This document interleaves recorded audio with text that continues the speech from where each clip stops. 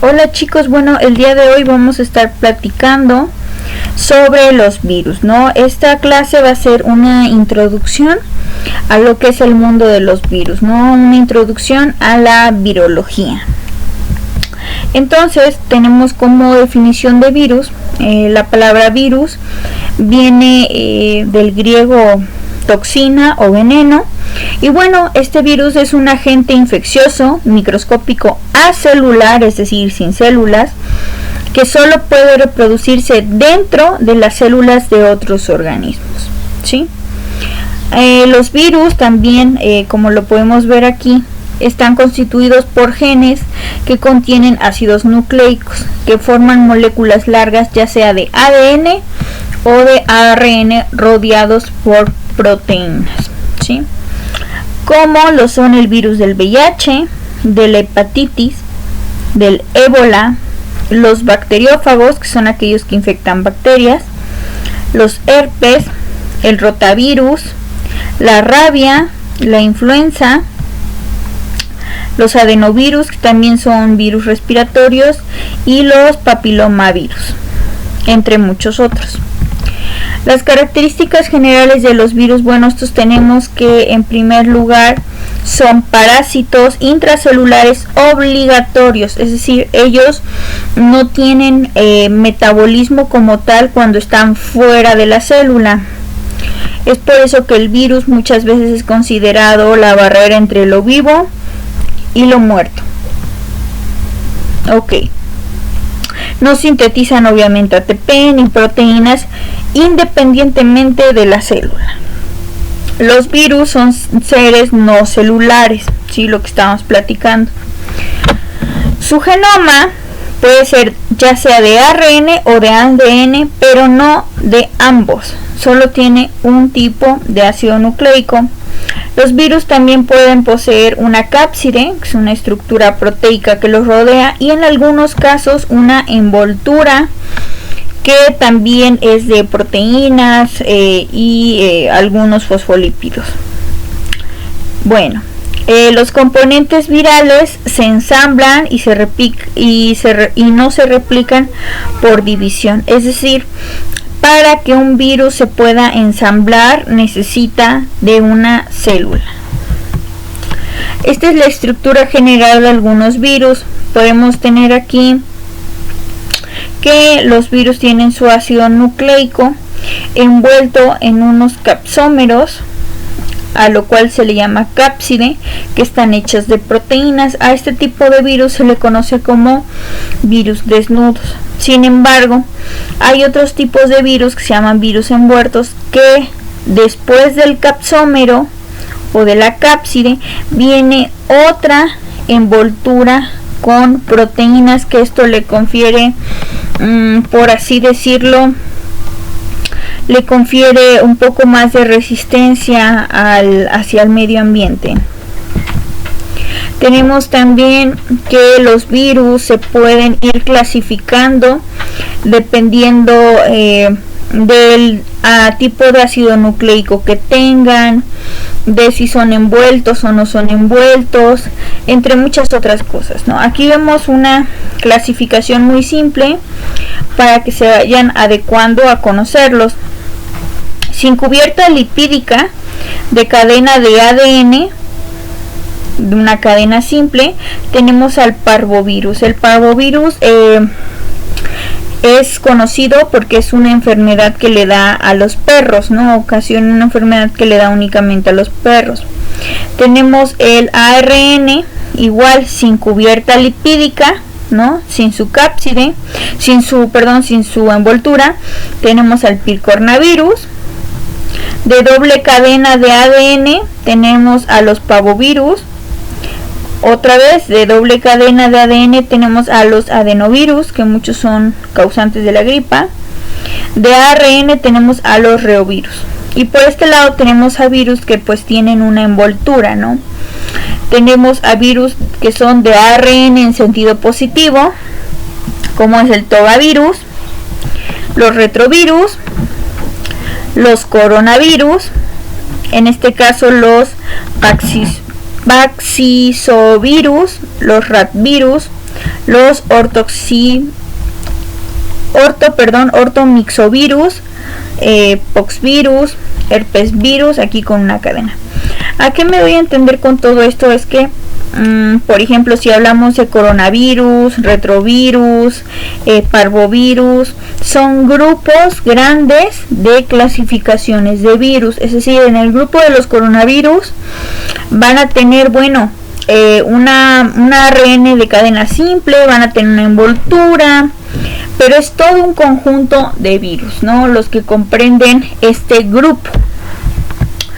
Vamos a tener aquí, para que los vayamos ubicando, algunos ejemplos de, bueno, este virus es de tal familia o pertenece a tal clase.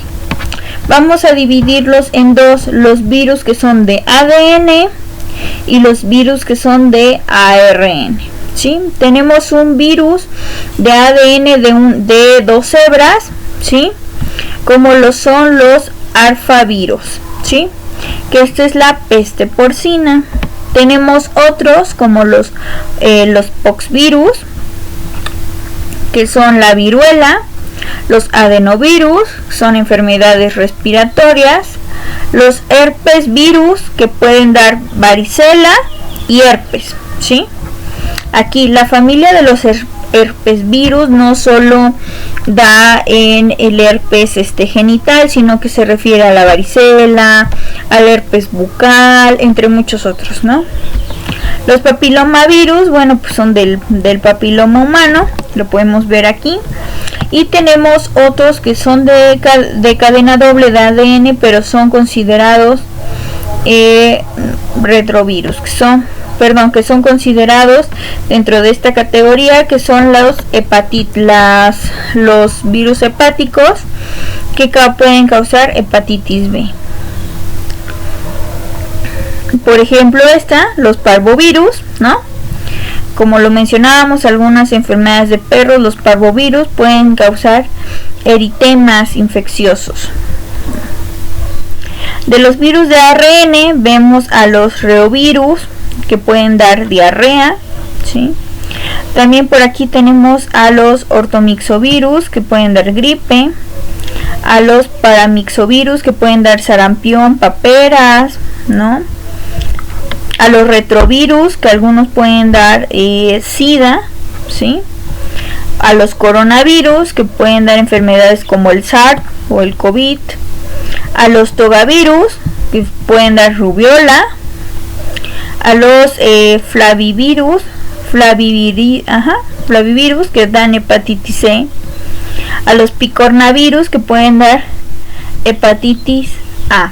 Como se pueden dar cuenta, no necesariamente la enfermedad que causen es como se van a dividir, ¿sí? Hay, por ejemplo, estos, ¿no? Algunos virus hepáticos pueden dar hepatitis B, pero otros tipos de virus de ARN, como lo pueden ser un picornavirus, puede dar hepatitis A, ¿no? Lo vemos también con enfermedades que son muy parecidas, por ejemplo, la rubiola, la varicela, ¿no? La varicela está en el grupo de los herpesvirus, que son virus que tienen ADN.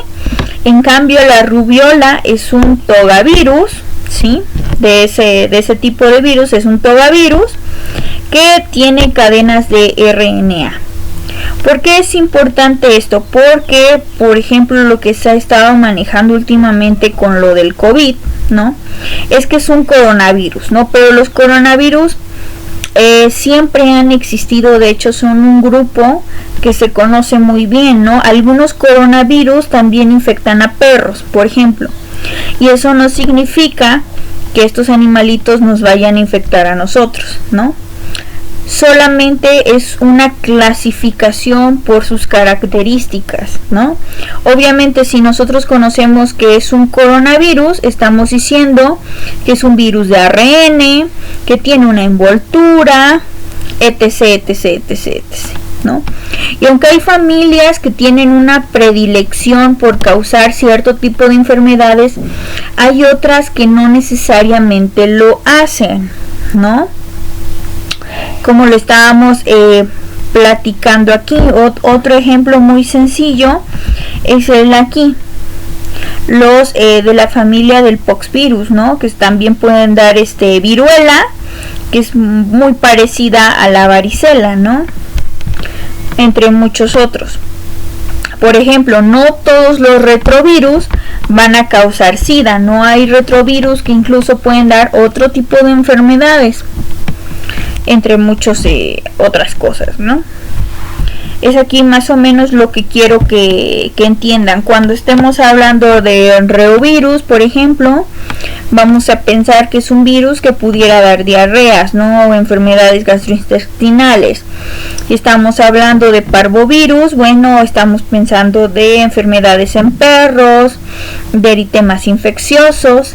Si hablamos de adenovirus, bueno, vamos a pensar en la mayoría de las infecciones respiratorias, pero acuérdense que no siempre es va a seguir el patrón que otros virus tengan de la misma categoría, ¿no? Eso es muy importante. Vamos a hablar de otro tipo de virus que son los bacteriófagos. Esta es la imagen de la estructura normal de un bacteriófago. Vamos a tener que tiene una cápside proteica, ADN, un collar, una lámina, una placa basal y fibras, ¿no? En la cola. Vamos a ver que tiene todo esto, va a ser la cabeza y la cola. Bueno, ¿qué tienen de especial estos bacteriófagos? Son virus que infectan bacterias, ¿sí? Acuérdense que un virus es muchísimo más pequeño que una bacteria, ¿no? Aquí también varía, hay virus que hay más grandes, vamos a revisarnos un poquito. Por ejemplo aquí, ¿no? 100 nanómetros es lo que alcanza a medir un virus, ¿no? Por ejemplo, un virus de un reovirus. Pero este virus a comparación de un parvovirus, pues es muchísimo más pequeño, ¿no? O de un picornavirus, y son muchísimo más pequeños. A que si vemos un coronavirus, por ejemplo, que es un virus grande, pesado muchas veces, etc. Entonces, ahí dependiendo del tamaño del virus, es muchas veces qué tan lejos se puede esparcir, ¿no? Entre más liviano sea, más se puede esparcir, y entre más pesado, menos se puede esparcir, por el sentido que tiende a caer, por así decirlo, en las superficies. Ok, regresando a los bacteriófagos, estos no van a afectar al ser humano, pero sí van a afectar a las bacterias, ¿no? Son virus que infectan bacterias. Estos son los bacteriófagos. Lo que hacen es que, bueno, penetran a la bacteria, internalizan su material genético. Luego de eso, pues usan la maquinaria de la bacteria, y posteriormente vamos a tener a los bacteriófagos ya armados dentro de la bacteria, y después van a salir para seguir infectando a más bacterias. Este proceso el proceso por el cual los virus entran a la bacteria lo vamos a platicar más a detalle en las diapositivas siguientes. Aquí tenemos el ciclo de infección de un virus, así a grandes rasgos. En general, se lleva a cabo primero una fijación, ¿no? Alguna proteína, en este caso de la célula, es reconocida por el virus, y el virus lleva a cabo una penetración. La cápside se separa, se abre para dejar expuesto los genes, y estos van a entrar a las copias del genoma, pues, de la propia célula, para llevar a cabo la replicación y expresión de su propio ADN, ¿sí? Es decir, van a utilizar los ribosomas del receptor, las proteínas del receptor, es decir, van a ser un parásito. Como ellos solos no pueden hacerlo, necesitan que la célula les preste, por así decirlo, sus ribosomas, su ADN, su ATP, o sea, su maquinaria para que ellos puedan armar otra vez su cápside y puedan armar otra vez sus moléculas de ADN para tener virus completos. A este proceso se le llama ensamblaje, y de ahí estos sean liberados, ¿no?, para infectar a una nueva célula. ¿Qué es lo que pasa aquí? Que muchas de las células infectadas por los virus, desgraciadamente su acción dentro de la célula, aparte de replicarse, va a tener consecuencias en su fisiología. Es decir, una célula infectada por virus no va a tener la misma funcionalidad que una célula que no está infectada por virus, ¿sí? Entonces, el virus al entrar en una célula, lo que busca es replicarse, ¿no?, hacer más virus. Sin embargo, al hacer esto, también empieza a enfermar a la célula de la cual está agarrando todo lo que necesita, ¿sí? A partir de esto, no todos los virus van a infectar a todas las células de nuestro cuerpo, no es así. Infectan a determinadas células y por eso dan determinadas enfermedades. Para este caso, para entender esto, debemos hablar de algo que se llama tropismo celular. ¿Qué es el tropismo celular en virología? Porque está el tropismo celular que habla de plantas, pero en este caso nos vamos a enfocar en el tropismo celular, hablando referente a lo que es virología, ¿no?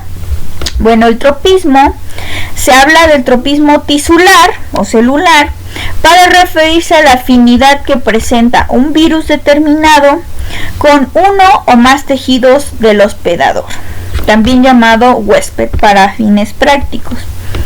En sí es la capacidad de un virus de infectar un determinado tipo celular o tipo de tejido. Es decir, como lo muestra en la imagen, ¿no?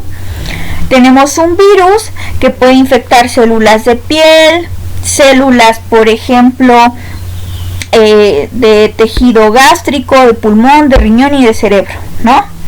Pero aquí, por ejemplo, no se está mencionando a hueso, no se está mencionando al músculo, no se está mencionando a células sanguíneas, etc, etc, etc. ¿Esto qué nos quiero decir? Que el virus solo va a poder infectar a cierto tipo de células. Y como solo puede infectar a cierto tipo de células, es muy marcado, obviamente, a las células a las que va a afectar. En este caso, el tropismo celular va a variar dependiendo del virus, ¿sí? Un ejemplo de esto son los adenovirus, ¿no? Lo que estábamos platicando, que muchos adenovirus dan infecciones respiratorias, ¿no? Pero eso no significa que el adenovirus solo vaya a infectar a células de pulmón. También tiene la capacidad de infectar a células epiteliales columnares, ¿sí? Otro virus, por ejemplo el de la rabia, presenta una gran afinidad casi exclusiva al tejido neuronal. Como lo saben, la rabia es uno de los virus que se mete con el sistema nervioso, que afecta a todo lo que es el sistema nervioso. Por ello, vamos a tener los virus, las células diana, es decir, las células a las que infecta, y el receptor por el cual va a infectar a esas células. Aquí tenemos uno muy claro. Tenemos al VIH, que es el virus de la inmunodeficiencia humana. Sus células diana, ¿cuáles son? Son las células T y los macrófagos. ¿Y a qué se va a pegar? Al CD4, al CXCR4 y al CCR5. De mayor afinidad al CD4. Es decir, nosotros vamos a tener un VIH que se va a anclar a las células T únicamente por el CD4. Es decir, este VIH no va a afectar a las células T CD8. ¿Por qué? Porque ellas no tienen ese receptor que el virus necesita para anclarse. Entonces, si yo no tengo ese receptor, ese virus no se va a anclar a mí. ¿Estamos? Ok. Entonces, en este caso, otro ejemplo sería el virus que dan gripe, ¿no? Adenovirus, entre muchos otros. Algunos coronavirus, etcétera. Y bueno, sus células dianas son todo el epitelio respiratorio, es decir, desde vías altas hasta vías bajas. ¿Y a dónde se pegan? Algunos se pegan a los residuos de ácido ciálico, que están llenos de esos, ¿no? Hay otros virus, por ejemplo los rinovirus, ¿no?, que son de epitelio nasal, se pegan al ICAM-1, ¿sí? Sí se acuerdan que el ICAM-1 era una molécula de adición de células inmunes, ¿no? En este caso, el rinovirus se va a pegar a toda célula que tenga ICAM-1. Entonces, tiene la capacidad de afectar a muchas células, pero a las principales células que afecta es al epitelio nasal, ¿no? Provocando muchas veces esos tipos de virus, aparte de provocar diarreas, pueden provocar también infecciones a nivel respiratorio, ¿no? Ok. Digamos que reanudando lo del ejemplo del tropismo celular, vemos aquí un diagrama muy simple, que es el VIH, ¿no? Aquí tiene una de sus proteínas, que es la GP120. Vean su forma, ¿no? Recuerden que la interacción de molécula con algún receptor es como de una llave con una cerradura. Si tiene la misma forma, la misma estructura, pues se va a acoplar a ella y se va a anclar a ella y va a reaccionar con ella. Entonces aquí vemos algo muy claro. Aquí tenemos el virus, el GP120. Vemos que tiene un pico. Bueno, aquí lo ejemplifican como si tuviera un pico, ¿no? Y aquí vemos el CD4.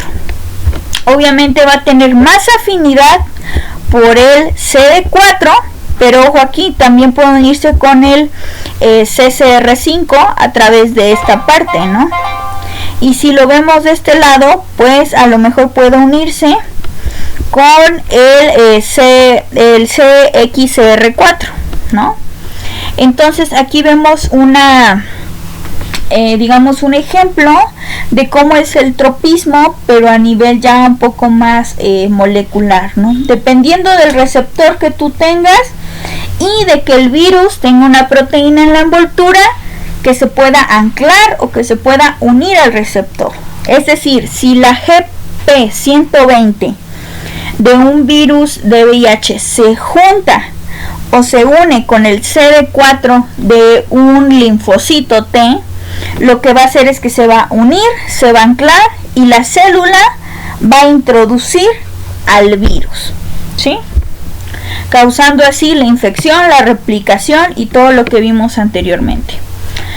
Por ende, dado el tropismo celular, son las desencadena que nosotros tenemos vías de contagio.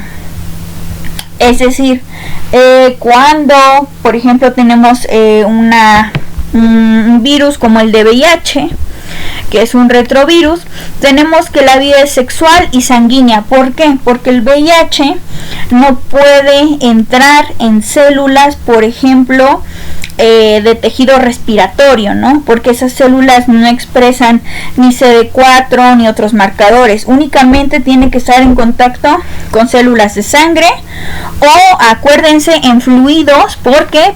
Porque en fluidos hay muchas células de la inmunidad, ¿no? En este caso hay muchos linfocitos T, ¿no? En fluidos como vaginales, entre otras, ¿no? Bueno, aquí tenemos a los virus de la rabia, ¿sí?, que pueden entrar por heridas, los virus respiratorios por el aire, el sarampión por el aire, la varicela también por el aire. ¿Esto qué nos quiere decir? Que no únicamente, aunque son virus que afectan muchísimo a todo lo que es la piel, no es la única célula la que van a infectar, ¿no? Hay una diferencia entre la capacidad de infectar y la capacidad que tienen esos virus para hacerles daño. En este caso afectan muchísimo a células de la piel, pero pueden entrar fácilmente esos virus por vías aéreas, ¿no? Lo que vemos aquí con el herpes virus, que es sexual, ¿no? Por ejemplo, la polio, ¿no? La poliomielitis. La polio, ¿a quién afecta? La poliomielitis afecta la formación de huesos y estructura de huesos. Sin en cambio, y eso es lo que muchas personas no saben, que el virus de la poliomielitis puede entrar por el estómago, ¿sí? Con que tú comas algo que esté infectado con este virus de la polio tiene la capacidad de entrar por las células del epitelio intestinal, ¿sí? Entra a las células del epitelio intestinal y de ahí puede liberarse a otras partes del cuerpo, incluso llegar hasta hueso, que es donde tiene sus mayores afectaciones, ¿sí? Entonces aquí vemos la diferencia entre todas las células que pueden entrar, a las células a las que afecta y a las células a las que no tanto. Ok, ¿por qué? Bueno, si el virus de la polio, bueno, es por contaminación. ¿Por qué? Porque ahora ya tenemos vacunas, ¿no? Entonces nuestro cuerpo ya está preparado para, antes de que entre la poliomielitis, se pueda actuar y tenga anticuerpos para poder detener su replicación, entre muchas otras cosas. Antes de empezar a hablar de replicación de virus, quiero dejarles un concepto en claro, ¿no? Que es el ARN monocatenario negativo. Por monocatenario me estoy refiriendo a una sola cadena. Y negativo me refiero al sentido de dicha cadena. Entonces, vemos que un virus, ¿no?, de ARN de cadena sencilla, en sentido negativo tiene en sentido negativo como material genético y no se replica usando ADN intermedio. Es decir, hay muchos retrovirus, ¿no? La mayoría de los retrovirus tienen que pasar del ARN a hacer una retrotranscripción, es decir, regresar a hacer ADN para de ahí pasar otra vez a ARN, a proteínas. Este tipo de virus no pasan de ARN monocatenario a hacer completamente proteínas, pero esto no pasa en todos los virus, que es los que les voy a platicar más adelante. Ok, bueno, el ARN viral negativo es complementario al ARN mensajero, por lo tanto debe convertirse en ARN positivo por una ARN polimerasa antes de la traducción. Aquí vemos la clasificación de los virus y esto quiero que lo escuchen mucho a detalle, y si pueden repetir continuamente el video, porque aquí es un poquito más complejo. Yo se los voy a explicar a grandes rasgos lo que es la clasificación de Baltimore, que son todas las clasificaciones de los virus, pero ya hablando a nivel ARN, no a nivel replicación, de cómo replican este tipo de virus su material genético. Del grupo 1, primero que nada vemos que el ARN mensajero es el punto intermedio de todos los tipos de virus, porque necesitan pasar del ARN mensajero forzosamente para generar las proteínas que necesitan para armar su cápside.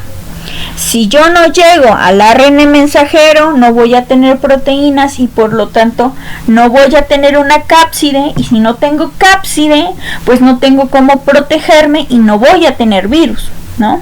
Ok, entonces vemos que tenemos el grupo 1, que es sencillo, una cadena de ADN que, como ustedes ya lo saben, va a pasar directamente a lo que es el ARN mensajero.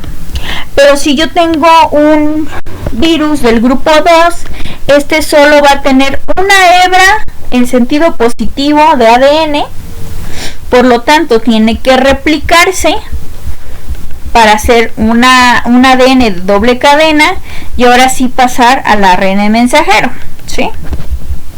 Pero si yo soy del grupo 3, que es una cadena de 2 hebras de ARN, ¿no? Voy a tener que se va a pasar directamente al ARN mensajero, ¿sí? No ocupa del ADN, va a pasar directamente del ARN de bicatenario a ARN mensajero. ¿Por qué? Porque este ARN tiene los dos sentidos, tanto el sentido positivo como el sentido negativo. Pasamos al cuarto grupo, que son los ARN de sentido positivo, como lo podemos encontrar, por ejemplo, con, ¿qué les gusta? Con el coronavirus, por ejemplo. Tenemos que este virus tiene que pasar de ARN positivo a ARN negativo. Acuérdense que el ARN negativo es el complementario del ARN mensajero. Entonces va a pasar a ARN negativo, después al ARN mensajero y va a hacer las proteínas. Pero si tenemos una del grupo 5 que es ARN negativo, va a pasar completamente directo a hacer ARN mensajero. Tenemos el grupo 6, que estos son la mayoría de retrovirus, como lo puede ser el SIDA, por decir un ejemplo, que estos sí tienen una cadena de ARN positivo, ¿sí? Pero van a replicarse de una manera diferente al grupo 4. El grupo 6 va a ser una retrotranscripción, es decir, se va a convertir de ARN a DNA y de DNA va a pasar a ser ARN mensajero y de ahí proteínas, ¿sí? Entonces aquí vemos una retrotranscripción, retro de regresar. Entonces del ARN se regresa a ser DNA y del DNA otra vez a ARN mensajero, ¿sí? Este es el tipo de mecanismo de replicación, por ejemplo, de retrovirus como el VIH.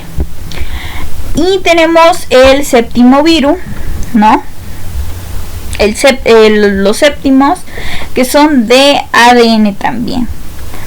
Estos muchas veces también llevan a cabo una retrotranscripción para tener de ADN y luego convertirse en ARN mensajero y de ahí proteínas.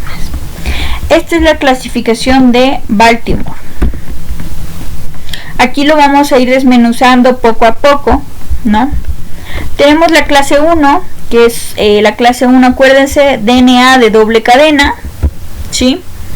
Vamos a tener que este DNA de doble cadena puede replicarse y tener copias de DNA, pero a su vez va a convertirse en RNA mensajero positivo para dar proteínas, para así, con las proteínas que hizo aquí y con el DNA que ya replicó, armar la nucleocápside y armar los virus. En este caso, ejemplos de estos, los adenovirus, los herpesvirus, entre otros, ¿no? Clase número 2, ¿sí? Que son de ARN positivo, lo que estábamos platicando, ¿sí? Estos ARN positivos van a replicarse para poder hacer hebras de ADN, después dividirse y hacer una hebra de ADN negativo y una hebra de ADN positivo, y este es el que se va a incluir en otro virus. Pero por otra parte, acuérdense, pasa de una sola hebra de ADN a 2 hebras y también puede pasar a ARN mensajero y hacer proteínas. Y estas proteínas pues van a ensamblar otra vez el virus. Ejemplos, el microvirus de la familia Microviridae. Ok. De la clase 3 vamos a tener ARNs bicatenarios, que puede ser en sentido positivo para dar proteínas, o se puede replicar este ARN mensajero, se replica para hacer las dos cadenas y generar los reovirus, por ejemplo, ¿no? Ok, Entonces aquí con esto queremos simplificar que el virus tiene que hacer dos cosas a la vez: replicar su mismo material genético y llegar a ARN mensajero para poder producir proteínas. Entonces vamos a tener otra vez la clase 4, vamos a tener un genoma de ARN monocatenario positivo. Vamos a ver que se va a convertir en ARN negativo. De este pequeño ARN negativo se va a convertir en ARN positivo y va a integrar el virus. Por otro lado, este ARN se puede convertir en proteínas que van a ingresar a ser cápside del virus. Otro del grupo 4, pero clasificación B, va a ser un genoma de ARN que va a dar proteínas, ¿sí? Esas proteínas van a poder realizar que el virus se haga ARN negativo para que pase otra vez a ARN positivo, para que pueda dar más proteínas y para que pueda formar parte otra vez de la estructura del virus. Ejemplos: los togavirus, que si mal no recuerdo dan rubiola. Ok, la clase 5, tenemos un genoma RNA negativo, pasa a ser ARN positivo. Otra vez las mismas proteínas virales que aquí esta enzima de ARN positivo ya produjo, van a generar ARN negativo otra vez para ensamblarlo en el virus y ensamblar su cápside. Y estos son los optomisovirus. Ok, vamos con uno de los últimos, que es en este caso el 6. Es un ARN, ¿no? Un ARN positivo, pero estos recuerden que son los retrovirus. Se va a convertir en virus de DNA negativo, ¿no? Luego va a pasar a ser ADN y luego de ADN va a pasar a ser otra vez ARN. Se va otra vez aquí a guardar el ARN en el virus, pero también este ARN puede generar proteínas que formen parte de la cápside del virus. La clase 7, un genoma de ADN que va a dar ARNs positivos, que van a dar a su vez DNA negativos, otra hebra completa de DNA negativo, y también vamos a tener que ¿no? va a generarse a proteínas y otra vez. ¿Cuál es la diferencia con otros virus? Que otros virus, por ejemplo, tienen su ARN, ¿no? Y como son de ARN, pues ya no regresan. Pero en este caso, su propio ARN hace una retrotranscripción a ADN para replicarse y formarse como ADN de doble cadena. Es decir, este hace una retrotranscripción para replicarse y tener ADN. Y este amiguito de acá hace una retrotranscripción, pero para poder ensamblar proteínas. Hacen el mismo proceso, pero para una finalidad diferente, ¿sí? Ok, bueno, esto sería todo por parte de la clase de virus, ¿sí? Espero que les haya gustado, que hayan entendido el tema. Y bueno, si tienen alguna duda me la pueden decir o la pueden dejar aquí en la caja de comentarios. Gracias.